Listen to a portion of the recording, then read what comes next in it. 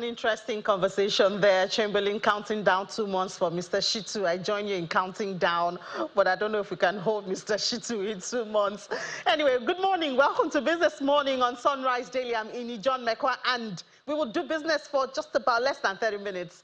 Starting from the global space, oil prices edge high on Tuesday after Israel struck Rafah in Gaza, while negotiations for a ceasefire with Hamas continued without resolution. Looking at the numbers, we see that it's gained. Obviously, when there's a threat to supply, obviously the prices will go up. So yesterday it was even higher than this. 0.28% is what we see. Yesterday was 0.4%. So we are still around $83.56 a barrel. WTI of the United States up 0.31%. At $78.72 a barrel. And yes, the geopolitical issue is still a major driver of oil prices after it settled higher on Monday, partially reversing last week's declines. And then the Palestinian militant group on Monday agreed to Gaza ceasefire proposal from mediators, but Israel has said that the terms did not meet its demands. So we see that another backward movement right there. And then the lack of settlement between the parties in the now 7-month-long conflict has supported oil prices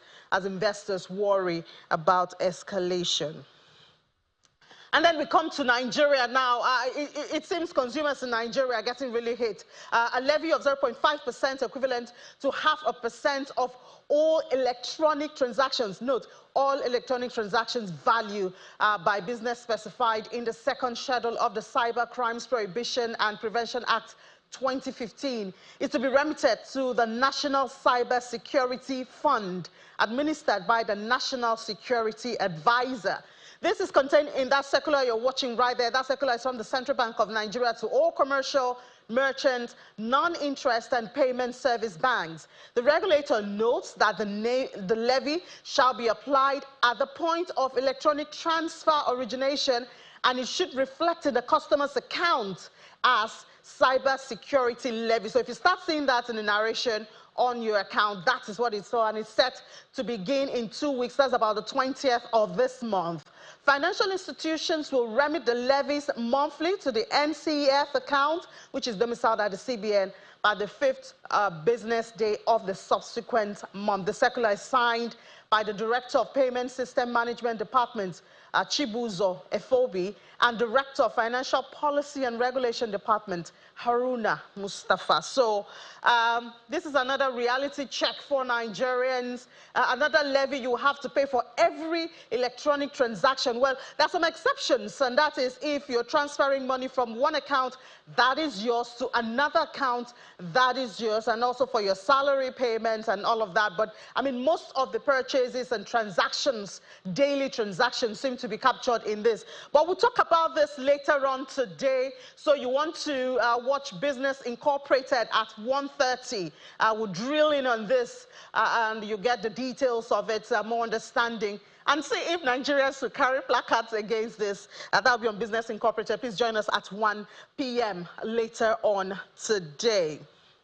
Now, we head to the Naira. A bit of good news, even though it's not on all fronts. But we saw the Naira yesterday strengthened.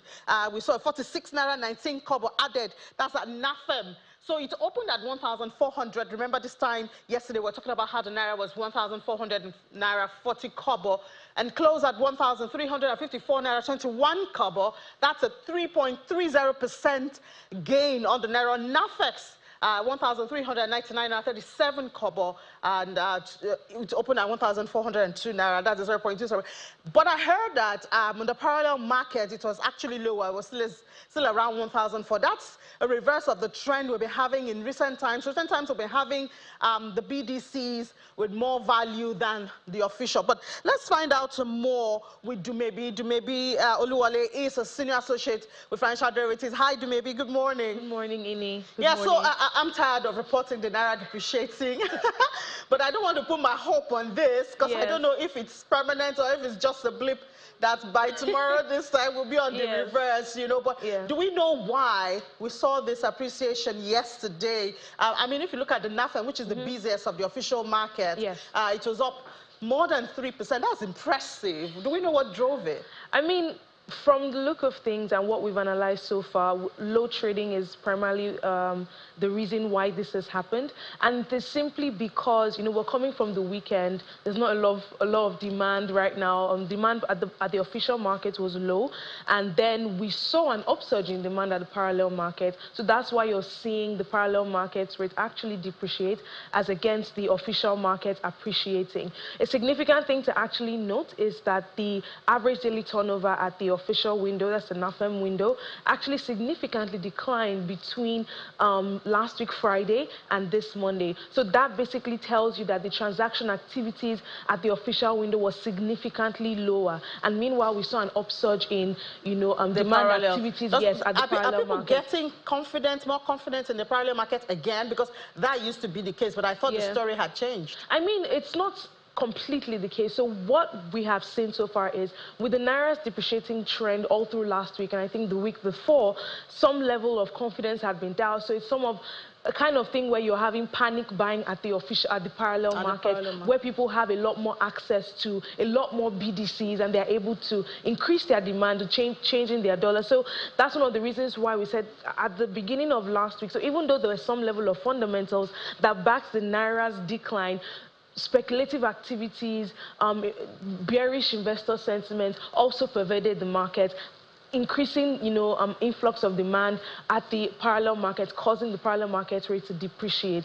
So this is just a symptom of, the FX market destabilization somewhat, where there's some level of speculation, especially with the Bloomberg article that came out, with the bond highlighting the increase in the bond rate of the forex reserves. And then we also heard the CBN governor speaking. I think it was at an IMF press briefing or something, so where he highlighted the fact that, oh no, that it's not an increase in interventions that that are drawing down the reserves. So it's debt repayment. Regardless of whatever the case might have been, the truth of the matter is that the bond rate on the FX reserves was significant enough to attract or to get the markets rattled somewhat, and that has continued to, destabilize the FX market and reverse the gains in the Naira. Do we know how long this? I mean, because a lot of times when I talk about it, people tell me, oh, it's trying to find its feet. The Naira is trying to find its feet. Do we know how long this finding its feet could take? Does this look like it's going to stay, or? Yeah. So the thing is, so I'll start by talking about the fit and then answer the question about whether it's going to stay. So the first one about the fit, this trend that we're seeing, the volatility in the currency, it's not new, especially when when a country has decided to, go on the path of reforms. Simply because now I'm going into the reason whether it's going to stay or not. So simply because we have transitioned from a fixed exchange rate system, at least based on what the CBN governor has said, we've moved to a willing buyer, willing seller model. And we're seeing a lot of effort on the monetary policy side of things to ensure that this FX transparency is open. When we know what exactly is going on with the Naira, demand and supply is actually determining what the exchange rate will be. Not because there's no room for interventions. There is room, because we're at a tipping point, and it's extremely important that when the time comes, CBN should be able to intervene. But then you also but would you say the CBN has stopped intervening? I wouldn't say that. And the reason is because I think it was 2 weeks ago we did see sale to banks. The one to the BDCs is even more constant. Even though I don't think we had any last week, but the upper week we did have that. So I don't know if to say that intervention from the CBN is out. No, I didn't say it was out. What I'm saying is that there is, because of the model that we have transitioned into, you don't expect that to be the core of what is driving your exchange rate. We're coming from a world where it was the CBN supplying that determined, and CBN actually determining what the exchange rate will be. We have moved from there. And what I was trying to highlight is that interventions at a critical time like this will happen. It's not news that, I'm not saying it shouldn't happen. I'm not saying it doesn't happen. What I'm saying is it's not outside of the scope of what we're seeing now, even though we have transitioned for it to happen. So I don't know if you're understanding. Yes. So basically what I'm saying is that the trend we're seeing now is not, I don't think it's going to be sustained for a very long time. But I do think that we will continue to see market fundamentals determine what the Naira will be. And if there is need, which there will be, we might see the CBN stepping up to somewhat support the currency so we don't see significant depreciations. And remember, Nigeria's exchange rate market is very determined by how much dollar inflows that we get. I think this is even common knowledge for every FX market.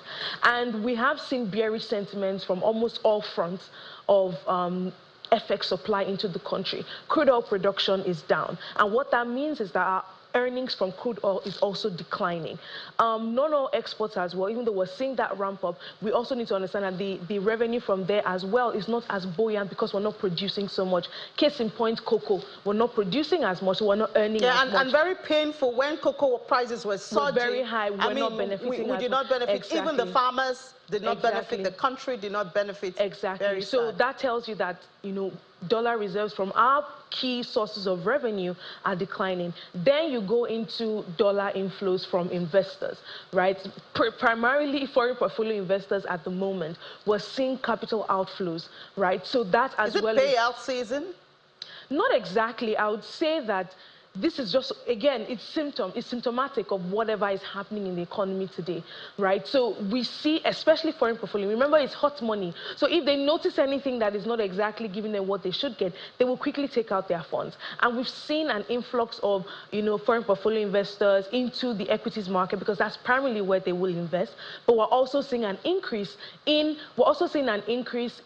capital outflows. Remember, the stock market, because of the high interest rate environment, we're seeing a stock market correction, right? So we're seeing the stock market being bearish, and that is another reason why that is happening, is because we're seeing a lot of outflows, right? So meaning that foreign exchange coming into the country is declining, and that is capping the CBN's ability. What happened to our remittances? But I mean, we don't really have time. There's diesel. I really want to talk about the diesel. We know Dangote cut the price lower than 1,000, but I hear it's about 1,200 now. Yes. Yeah.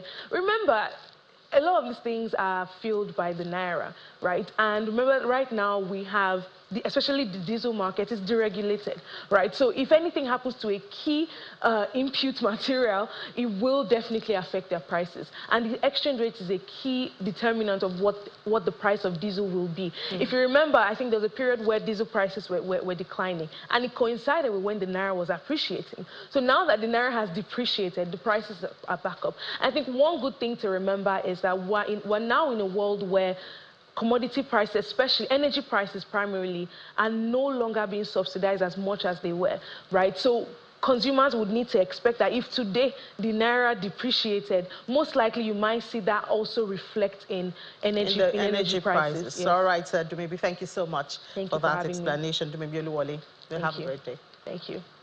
All right, let's take a break. When we come back, another conversation is waiting for you, and there might be an opportunity for you to invest in infrastructure. Did you know that? Well, join us in a moment.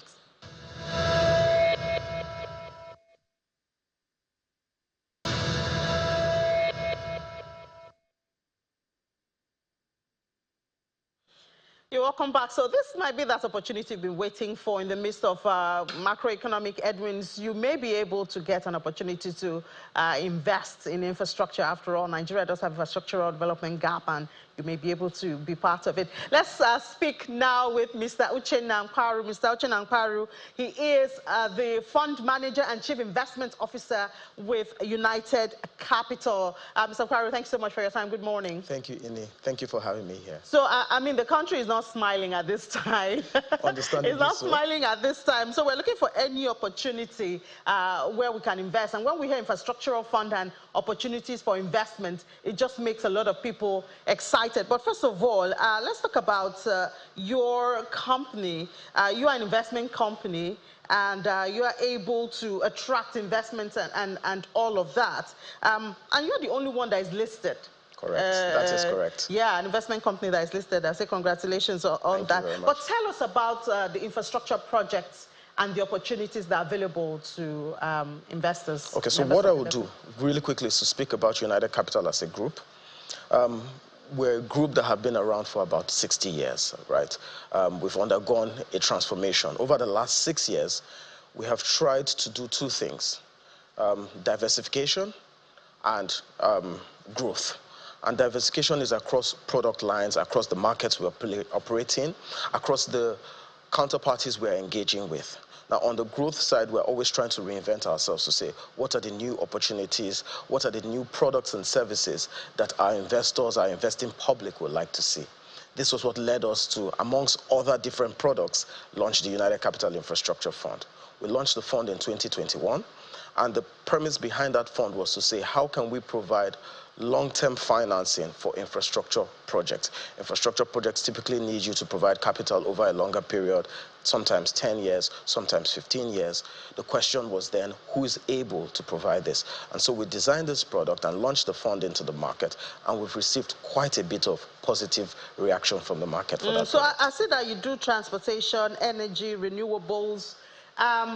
Why should I be interested in that? Or mostly, one expects some of these things, when you talk about infrastructure, major infrastructure, one expects it to come from the federal government. So if I have to be a part of it, am I going to wait for 10 years? Is it a toll I used to get my money? Do you understand? People are watching to say, what are the opportunities I can invest in that can be a hedge at a time when inflation numbers are galloping, you know, in the country? And it's a fantastic way you frame it, which is to say, government does have a role, right?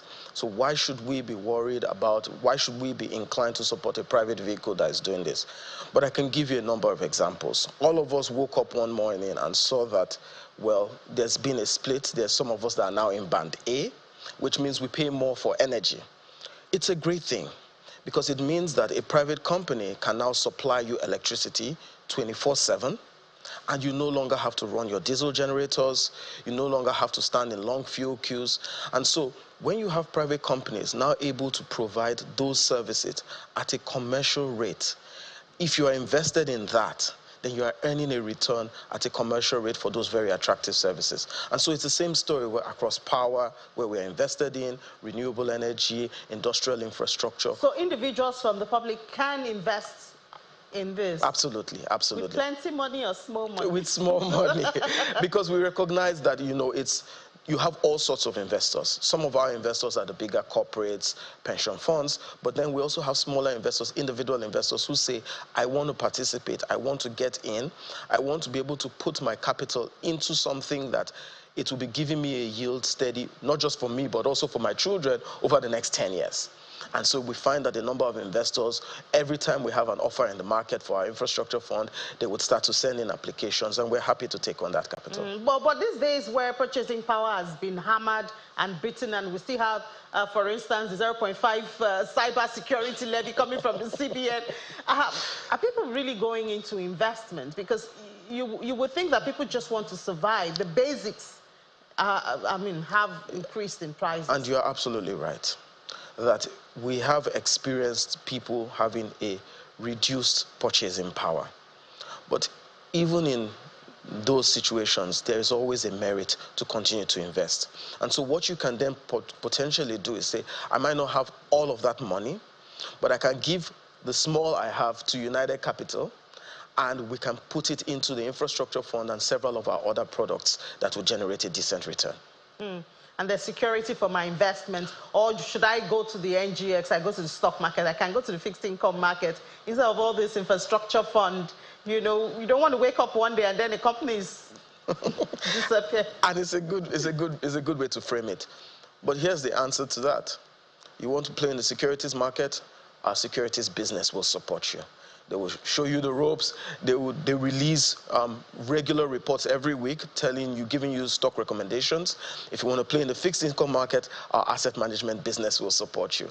If you want to play in, and if you want to get a product that is very, very specialized, so beyond our infrastructure fund, you say to yourself, you're a father, you're an uncle, you're a brother, you have a daughter, you have a niece, you have a wife, you want to help them grow. There's something called our Wealth for Women Fund, which is a fund that is specifically designed to empower women. So with us at United Capital, there's a whole breadth. And that's why when I spoke to our transformation, our 6-year transformation, diversification is one of the things we do. So you are the fund manager. We're talking about infrastructure. We've been talking about the deficit in Nigeria's infrastructure for a while. We talk about PPP.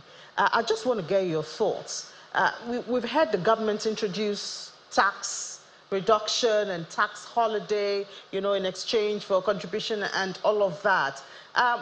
But it seems it's not very common or not well embraced, you know, or perhaps you want to correct that perception. I mean, the reality in the country at this time. So again, I think that you have touched it, that the embracing of it as a principle is still building up momentum. We've had PPPs since as far back as 2005. But our history hasn't been always, they haven't been always as successful as you would like. What happened was it was in its infancy stage then, and so the market needed to learn how to execute those projects, how to contract with each other. Now, that market has matured. In my other life, I was actually working with government regulating PPP projects. So there's a lot of familiarity, myself and the team, on PPP projects. Now, as the market matures, a number of opportunities have now opened. We closed an investment on our infrastructure fund about 8-10 weeks ago. It was a PPP project between a state government and a private company who has delivered a power plant to them, and we financed that. Now, when the lights came on for that power plant was supplying electricity across the state capital. But one of the key facilities it was supplying that electricity to is a hospital. And the CMD at the hospital, he was very emotional when the lights came on, because he said, we have had equipment here that we've been unable to use because we can't power it. We can't keep it cool at the temperature it needs to stay at. We have had erratic power. And so just having a steady power supply has transformed the reality for that hospital. So that's what PPPs can do. That's what our infrastructure fund is trying to support. But what do you think more state governments are not, you know, embracing the PPP? Even if it's just electricity, I think Nigerians are very hardworking, you know, and productive individuals, that if you give them a good environment and power, you know, a lot of people will just... Inni, I agree with you completely. So since you work with government, please tell us what they think about. We're engaging with them. A lot of things have happened recently that have helped.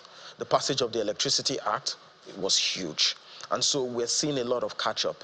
A couple of weeks ago, NERC, that's the federal regulator, has now said states can then run their own regulatory board. We're now in talks with several of these state governments, and we're getting a lot of interest from them, and we're happy to work with all of them to provide electricity as a base to build our economic growth. Okay, please do push them to embrace it. We certainly will. Mr. Uchenna Okaro, Fund Manager, Chief Investment Officer with United Cap. Thank you, Inni. Thank you for having me. Let's take a break. When we come back, we'll do a little bit of the markets and then head back to the Sunrise Daily Studios. Stay with us.